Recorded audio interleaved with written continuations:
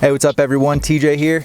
In this video I wanted to highlight 5 snowboards from the past season doing reviews that I really enjoyed on a more personal level, and honestly I wouldn't hesitate to recommend to any of you guys. So let's just get right into it. First up is the BATALEON Surfer. When I think of the Surfer, I think of a board that's going to give you nimble, quick turns even in really deep snow and pretty much unsinkable float. It's a very directional snowboard and has pretty much everything you want in a powder board. It's got a very long nose outside the contact points, a pretty significant setback and taper, and a pretty crazy looking swallowtail. So all that's going to work together to give this board a lot of float. It's going to be a good one to take out on those really deep days, but it's still going to do well if you're trying to do drops, looking for natural features in the powder, and it's still pretty fun for carving as well. It's got a full positive camber profile between the contact points, and on the tail of the snowboard, those contact points go all the way out to the end of the swallowtail. So you still have something to work with as you're cruising around on groomers and cat tracks between those powder stashes. If you're looking for a powder board for the upcoming season, definitely check out the BATALEON Surfer.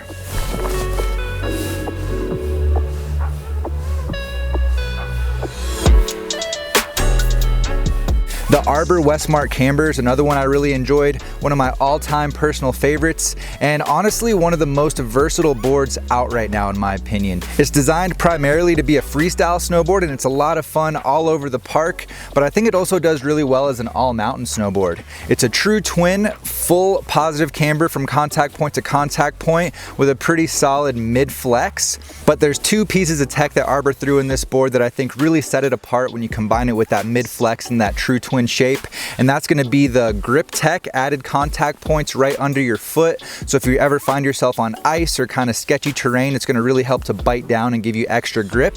And ARBOR's uprise fenders, so right at the contact points, the base and edge of the board is lifted up just a little bit, making this board way less catchy as you're cruising around on cat tracks or if you're trying to do butters and things like that.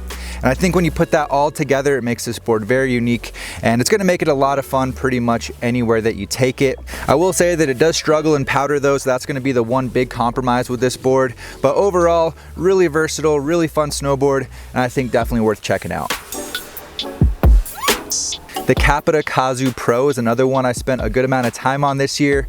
I rode it in all kinds of terrain, ranging from steep, sketchy lines to deep Japan powder, and I think this is a true all-mountain snowboard. It's the kind of board that's going to perform pretty well no matter what you throw at it, and you can even take it in the park too, even though I wouldn't say park riding is its true strength. It's a pretty stiff snowboard, I'd say stiffer side of medium for sure, and it's got a directional shape. It's got that longer nose outside the contact points on the front. It's got a slight taper and a shifted camber profile. So a positive camber from the front foot going all the way back out to the tail to help give you some solid stability on those more technical lines with rocker out in the nose. And that rocker combined with the shape and the taper is going to help to give this guy some pretty decent float and powder as well. And it also consistently has some of the coolest graphics out there. So if that sounds like something you'd enjoy, check out the CAPITA KAZU Pro.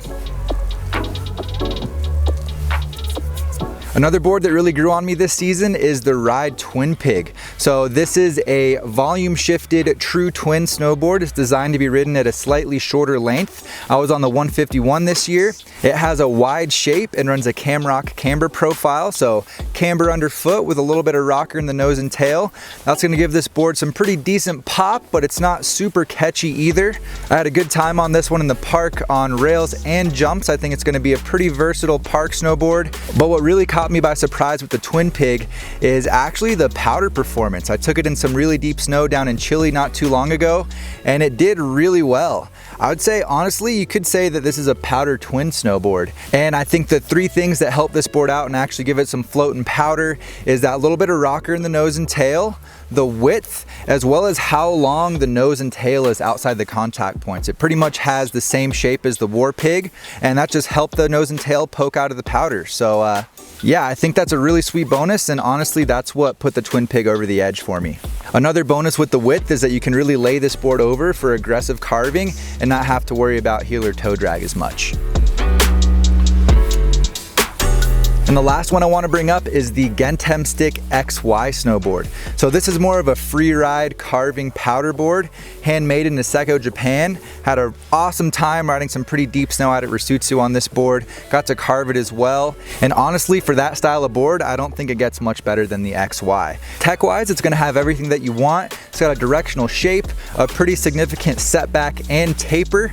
It's got a shifted camber profile, camber in the back, rocker in the front, and it's also really wide. So all of those things are going to help to give this board above average float. It floated really well even in that deep light snow in Japan, and that tech combined with how stiff it is, it's a pretty stiff snowboard, also sets it up to be a really great board for carving. So if you're looking for a free ride carving board that you can just go as fast as you want on, really lay turns over aggressively and have a board that's going to hold on and hang on to the turns really well for you, as well as be able to float in the deep stuff, the XY is definitely a board you should consider. And to top it all off, it's pretty much like a piece of art. So GENTEMSTICK hand makes their boards right in Niseko, Japan. The top sheet's crazy beautiful. It's just constructed really, really well.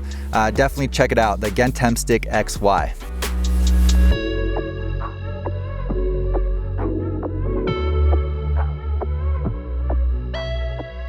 All right, I hope y'all like some of these boards as much as I do. Go check them out. I'm gonna have them all linked down in the description below.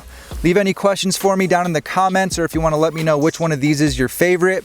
And if you found the video helpful, please give it a like. Make sure you're subscribed to the channel. I really appreciate it, guys. And I'll see you in a new video soon. See ya.